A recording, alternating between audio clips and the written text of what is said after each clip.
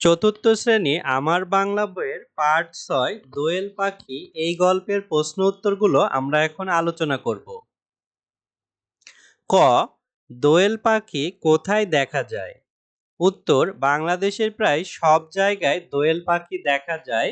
এরা মানুষের পাশাপাশি অর্থাৎ মানব বসতির কাছাকাছি থাকতে পছন্দ করে। যেসব জায়গায় নদী, জলাশয় বা ফসলের ক্ষেত আছে সেসব এলাকায় থাকতে এরা বেশি পছন্দ করে। এরা গাছের কোটরে ও ঝোপঝাড়ে বাসা বানায়। খ, দোয়েল পাখি কেন ফসলের ক্ষেতে আসে?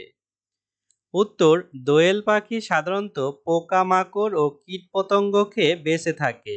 এজন্য এরা এমন সব জায়গায় ঘুরে বেড়ায় যেখানে পোকামাকড় ও কীটপতঙ্গ বেশি পাওয়া যায়। তাই এরা ফসলের ক্ষেতে খাবার সংগ্রহ করতে আসে। মূলত কীটপতঙ্গ ও পোকামাকড় সংগ্রহ করার জন্যই এরা ফসলের ক্ষেতে আসে।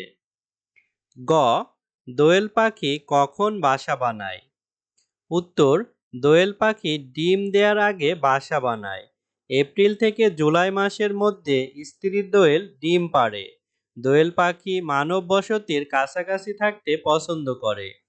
তাই যেসব এলাকায় ফসলের ক্ষেত এবং নদী বা জলাশয় বেশি আছে সেসব এলাকায় তারা বাসা বানিয়ে ডিম পাড়ে।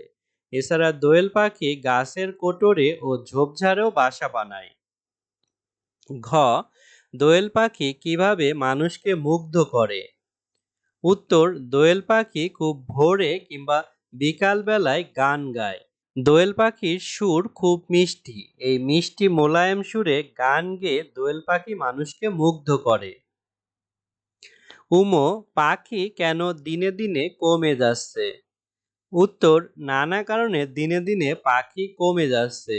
যেমন গাছ কেটে ফেলা ও কৃষি জমির সংকোচন, অতিরিক্ত কীটনাশকের ব্যবহার, নগরায়ন এবং দালান কারখানা নির্মাণ।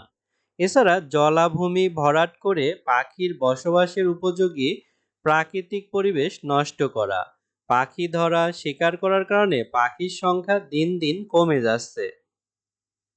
চ, পাখির জন্য আমরা কি করতে পারি? উত্তর, পাখি সংরক্ষণের জন্য আমরা বিভিন্ন পদক্ষেপ নিতে পারি।